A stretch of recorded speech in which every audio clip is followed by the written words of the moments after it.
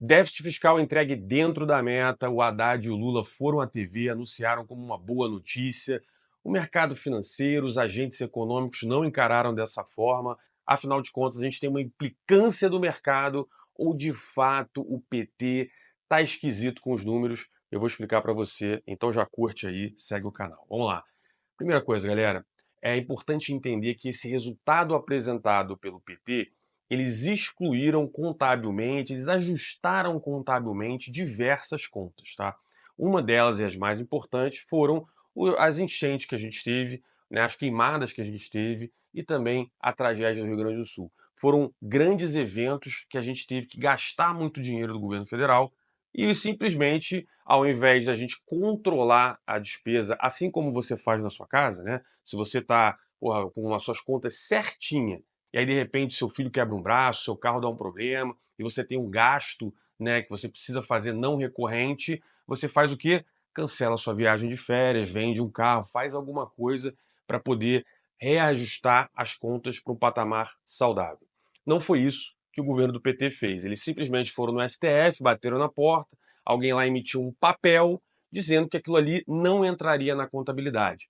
Mas, de fato, houve um gasto. Se houve um gasto, você teve que consumir dinheiro e se endividar por isso. É a mesma coisa do cara que está fazendo dieta, o cara chega lá, porra, faz a dieta bonitinha, só que aí ele vira para nutricionista e fala: Ó, eu só excluí aqui 3 McDonald's que eu comi, porra, e um pudim, porque eu não quis, né, atrapalhar a minha dieta. Não, mas peraí, essa caloria foi ingerida. Você vai processar esse negócio, você vai engordar. Então não adianta maquiar o número. Fora isso, também ajustaram despesas, que era do ano corrente para o anterior, o precatório também foi por fora. Ou seja, os caras fizeram um ajuste contábil que demonstrou um resultado positivo, mas a realidade é que o Brasil se endividou. Tá? O segundo ponto, que eu acho muito relevante, né, eu vou dividir em dois. O primeiro dele é o seguinte: a gente teve um aumento recorde de receita tributária. A gente cobrou muito imposto da população. Isso você já sabe, né? Muita gente faz piadinha com taxária e tudo mais. Basicamente, o cara conseguiu cobrar muito imposto da população, mais imposto aí da blusinha, da Shopee e não sei o que, e cobrou lá do combustível. O cara veio aumentando a carga tributária, então, naturalmente, você vai ter uma arrecadação maior do governo. Só que quando o governo arrecada mais, ele tira mais dinheiro da população. Ou seja, você pode não ter percebido, né? Mas você está um pouquinho mais pobre, porque o governo está levando maior parte do seu dinheiro. Tá? E outro aspecto ainda nesse item é a inflação.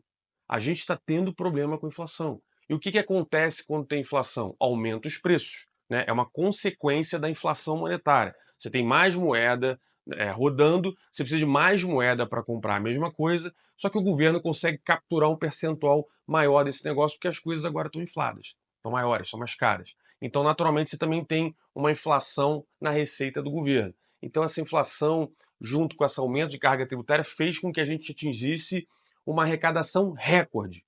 Agora, olha que coisa esquisita. A gente teve uma arrecadação recorde, nunca se arrecadou tanto imposto no Brasil e ainda assim a gente teve um déficit. Né? Ou seja, as contas estão realmente muito desajustadas. Né? E por último, o item também muito relevante é você olhar para frente.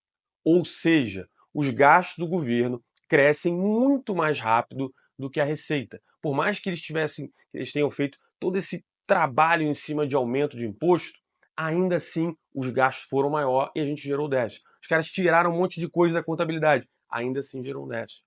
E o pior, a inflação voltou, galera. Isso é verdade. E a gente pode dizer que a inflação voltou porque a meta de inflação hoje é 3%, né? Com uma variação de 1,5% para cima ou para baixo. Então daria para chegar a 4,5%. O próprio Banco Central essa semana anunciou, né, uma expectativa de inflação de 5,2%. A maior parte dos analistas, eu me incluo disso, é para mais de 6, talvez para mais de 7. Ou seja, a inflação está aqui. E o que o Banco Central precisa fazer nesse momento? Aumentar a taxa de juros. É o que sobrou, né, para o Banco Central fazer. Banco Central liderado pelo Garipo, o cara do Lula e tudo mais. Ou seja, não foi aquela história de é um bolsonarista, não é isso. A gente realmente está com um problema grave na economia. Então, aumentar a taxa de juros de fato segura a inflação. Só que endivida mais, porque o custo da dívida vai ser maior. Então, os gastos vão aumentar ainda mais. Então, não tem o que fazer. Quando você olha no longo prazo, esse governo pode ter feito uma maquiagem para fechar o ano mais ali bonitinho para base deles, né, para mídia, mas para quem entende está olhando e falando, cara, isso aqui não serve de nada que foi apresentado. Fato é que a gente continua no caminho muito equivocado, né? Então é até complicado a gente falar, mas o Brasil segue acelerado rumo ao que teve na Dilma 2. A gente vai bater no poste. E que poste é esse? É uma inflação descontrolada. Na Dilma ela passou de 10, de 12, e aí a população começou a sentir pesado. A gente já está vendo isso agora. A inflação dos alimentos está machucando quem é mais pobre. Porque o cara que é rico, para ele não faz diferença. Ele tem muita grana. Ele não vai sofrer se o tomate subir 20%. Ele não vai subir se a energia elétrica subir um pouco mais. Para ele não faz muita diferença. Mas agora o pobre está sentindo. E aí o governo já está vendo o quê? A popularidade cair. Ou seja, ele sozinho, com o mundo totalmente estabilizado, arrumou uma crise para o Brasil que é um absurdo. Infelizmente, eu fico até triste porque foi uma crise totalmente anunciada, né? Quando o Lula assumiu e montou o arcabouço fiscal, eu falei, vai gerar inflação, o dólar vai disparar, a bolsa vai minguar, a taxa de juros vai subir. Tem vídeo meu falando isso. Porra, Viago, mas como é que você acertou? Porque nunca foi tão claro. É a primeira vez na história do Brasil que a gente viu uma crise ser construída do zero, né? E eu tive a oportunidade de fazer os vídeos desde o primeiro dia, quando a gente teve a expansão monetária, e aí todo mundo achou que estava tudo ótimo, e eu falando, isso é um efeito, daqui a pouco vai dar problema, vai cair.